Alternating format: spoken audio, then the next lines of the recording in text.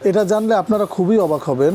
ভাত খাওয়ার একটা প্লেট মানুষ এটাকেও সংরক্ষণ কেন করে, এমনকি হরিণের চামড়া সেটাকেও সংরক্ষণ করে কিন্তু ফ্রেমিং করে দেয়ালে ঝুলিয়ে রাখতেছে। এটা কিন্তু একটা ভাতের প্লেট, এই প্লেটটাকেও কিন্তু একটা ফ্রেমিং করা। এটাকে আমাদের কাছে নিয়ে আসছে, ভাই এইটাকে একটা ব্যবস্থা করে দেন। আমরা এটাকে প্ল্যানিং করে আসলে কিভাবে এটাকে একটা ফ্রেমিং করা যায়, এইটা তার কাছে খুবই মূল্যবান একটা জিনিস, যেটা উনি এটা দেয়ালে যখন টানিয়ে রাখবে তখন সে সবসময় এটা নজরে রাখবে, যেটা দেখলেই হয়তো বা তার ওই স্মৃতিটা মনে পড়বে। এমনও কিছু পণ্য পেয়েছি যেগুলো পরিত্যক্ত, যেটা আমাদের কাছে এগুলোর কোনো মূল্যই না, আমরা ময়লা হিসাবে ফেলে দিব, কিন্তু সেগুলো অনেকে যত্ন সহকারে নিয়ে আসতেছে যে এইটাকে আমাকে ফ্রেমিং করে দিতে হবে। পরিত্যক্ত জায়নামাজ যেটাকেও তারা ফ্রেমিং করে রেখে দিচ্ছে, এটার পিছনে তো নিশ্চয়ই কোনো উদ্দেশ্য আছে। এটা জানলে আপনারা খুবই অবাক হবেন। এমনকি হরিণের চামড়া সেটাকেও সংরক্ষণ করে কিন্তু ফ্রেমিং করে দেয়ালে ঝুলিয়ে রাখতেছে। পুরনো একটা গায়ের জার্সি নিয়ে আসতেছে, এটা আমাকে একটু ফ্রেমিং করে দেন, আমি এটা দেয়ালে ঝুলিয়ে রাখবো। কারণ এটা কিন্তু সংরক্ষণ করা যায়, ধুলাবালি মুক্তভাবে ফ্রেমিং করে রাখা যায়। সবচেয়ে একদিন একটা বিষয় দেখে খুবই অবাক হয়েছিলাম, একটা আপু একটা জায়নামাজ নিয়ে আসছিল, ছেঁড়া জায়নামাজ, মানে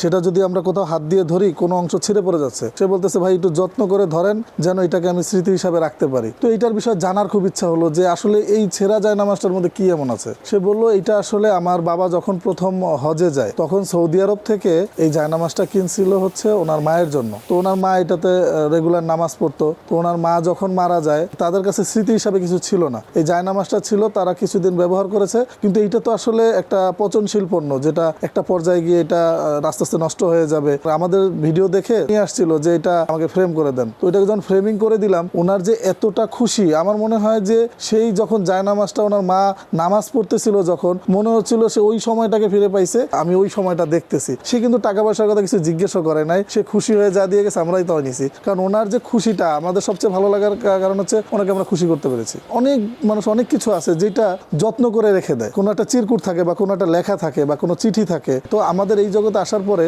যখন দেখলাম যে মানুষের চাহিদাগুলো, পরিত্যক্ত জিনিসটাকে আমি একটা সুন্দর জিনিস বানাবো, তো ওই এখন আমাদের মাথায় ঢুকলো যে যে আইটেম নিয়ে আসুক আমরা ওইটাকে করে দিব তার স্মৃতি হিসাবে রাখার জন্য। একবার আমাদের একজন কাস্টমার আসলো, তিনি হচ্ছে বিদেশে গিয়েছিল, সেখান থেকে একটা হরিণের চামড়া পেয়েছিল। তো উনি অনলাইন অনেক ঘাটাঘাটির পরে আমাদের নাম্বার যখন পায় যে এটাকে কোনো ব্যবস্থা করে দিতে পারবেন কিনা, আমরা বললাম নিয়ে আসেন, এটা আমরা ব্যবস্থা একটা করে দিব। উনি যখন নিয়ে আসছে, আসার পরে আমাদের কাছে দিচ্ছে, তো উনি হাত দিয়ে ধরতে দিবে না, খালি হাতে। কয় ভাই এটা খালি হাতে ধরা যাবে না, এটা খুব মূল্যবান একটা জিনিস। তো তারপর আমরা বলি তাহলে গ্লাভস কিনে নিয়ে আসি। মানে আমাদের একজন স্টাফ ছবি তুলতে গেছে, কয় ভাই এটা ছবি তুলেন না, কারণ উনিও যে নিয়ে আসছে উনিও একজন বিশেষ ব্যক্তি। তো আমরা পরে গ্লাভস নিয়ে এটা ধরি, তো বলে ভাই যত্ন করে ধরেন, মনে হচ্ছিল যে জীবন্ত হরিণ মনে হয় ধরতেছি, এরকম ভাবে যত্ন করতে বলতেছিল। এই বিষয়টা দেখলাম যে মানুষের শখের যে জিনিসটা, এটাকে যদি বাস্তবে আরেকটু সুন্দর রূপ দেওয়া যায়, সে টাকার চিন্তা করে না। আমার কাছে পরিত্যক্ত জিনিসটা সে 10,000 টাকা খরচ করে এটাকে মডিফাই করে আবার সে ঘরে রাখতেছে, তার কাছে এটা লাখ টাকা মূল্য হয়ে গেছে। এখন একজন ভদ্রলোক আমাদের কাছে কল দিয়ে অফিসে আসে, ডলারটা হয়তো বা কারো কাছে গিফট পাওয়া, ওটার মধ্যে একটা ফোমের মধ্যে আটকানো ছিল।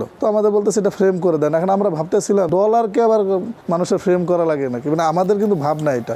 আমরা যেখানে কাজ করেছি ওই জায়গাতে বসেছিল, কাটিং যখন করতেছি কাটিং এ এসে বসে আছে, 4 ঘন্টা লাগছে এটা বানাতে, সে 4 ঘন্টা এখানে ওয়েট করছে, 4 ঘন্টা বসে থেকে সেটা বানিয়ে নিয়ে গেছে। যারা যে ছবি স্ক্র্যাচ করে ওনাদের সাথে আমাদের খুব ভালো লিঙ্ক আপ আছে। তো এমনও হয় যে তার বাবা মায়ের ছবি নাই, কিন্তু সে ধারণা দিচ্ছে আমার মায়ের এখানে একটা তিল ছিল, এগুলো বলতেছে, সে তার বাবা মায়ের ছবি পেন্সিলে আর্ট করে দিচ্ছে, সেইটাও ফ্রেমিং করে দিচ্ছি। মানে মোট কথায় আমরা বাস্তবায়ন করার জন্য আমরা সর্বোচ্চ চেষ্টা করি, কারণ ওই যে বাবা মায়ের ছবি নাই, কি করবে, আমরা এটাকে ব্যবস্থা করে দিই।